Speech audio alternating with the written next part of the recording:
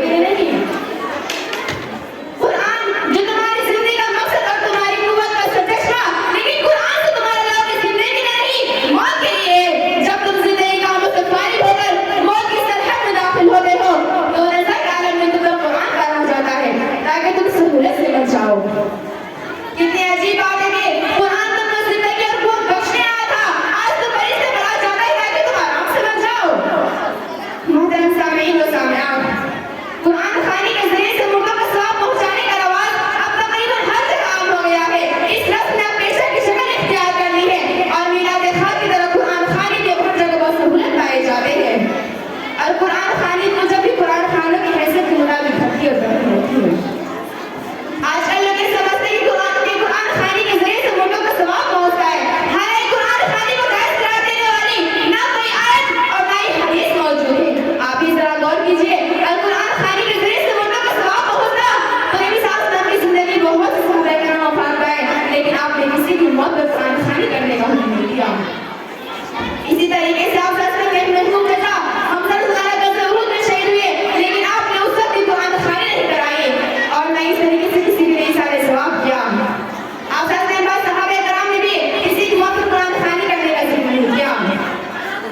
اگر یہ سارے ثواب اتنا آسان کام ہوتا تو انبیاء جو امت کے سب سے زیادہ مہربان اور ان کا غم کھانے والے تھے، انہیں اپنے اعمال کا ثواب پہنچا کر جہنم کی آگ سے بچا لیتے۔ اگر یہ سارے ثواب ایسے ہی ہوتے جیسے قرآن خوانی کرنے والے سمجھتے ہیں تو پھر اللہ تعالیٰ کا قانون اگلے روز محشر حساب و کتاب کی تمام کارروائی کے مانا ہو جاتے ہیں۔ محترم سامعین و سامعات، مردوں کو ثواب پہنچانے کی جتنے مشہور طریقے کتاب و سنت سے ثابت ہے ان میں قرآن خوانی کا ذکر کہیں نہیں ملتا ہے۔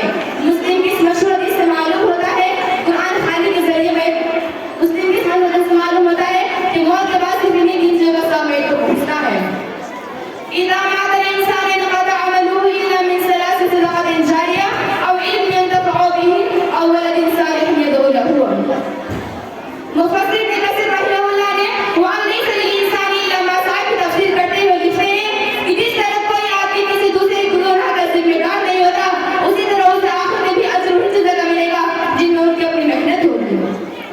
اور امام شافعی نے فرمایا کہ قرآن خوانی کے ذریعے سے مردوں کا ثواب نہیں پہنچتا ہے کیونکہ ان کا عمل و محنت نہیں ہے۔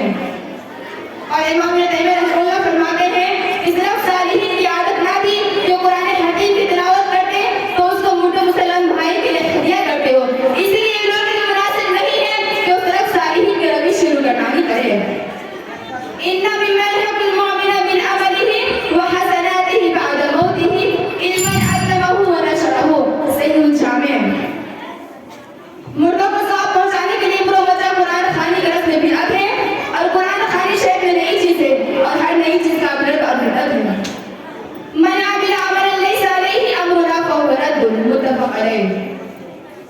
اس امت کے پاسبانوں مسلمانوں، کیا بھی وہ وقت نہیں آئے کہ اپنی غفلت سے بیدار ہو جائے اور ضلالت سے اپنا دامن صاف کریں؟ آخر ہمارے علماء ان بدعات کے خلاف جنگ کرنے کے لیے کب کھڑے ہوں گے؟ اگر ان کے اندر بدعات کے خلاف لفظ کشائی کی ہمت نہیں تو کم از کم ان لوگوں کی تعریف کریں جو ان بدعات کے خلاف لڑ رہے ہیں۔ شاعر مشرق علامہ اقبال نے کہا تھا وہ زمانے میں معزز تھے مسلمان ہو کر، وہ زمانے میں معزز تھے مسلمان ہو کر، اور تم خار میں قائد قرآن ہو کر۔ افسوس کا مقام ہے کہ آج خود علماء دینی نے ان بدعات کو سر معاش بنا رکھا ہے اور ان بدعات کی مخالفت کرنے والوں کو مختلف القاب نفرت انگیز فتویٰ سے متهم کر رہے ہیں۔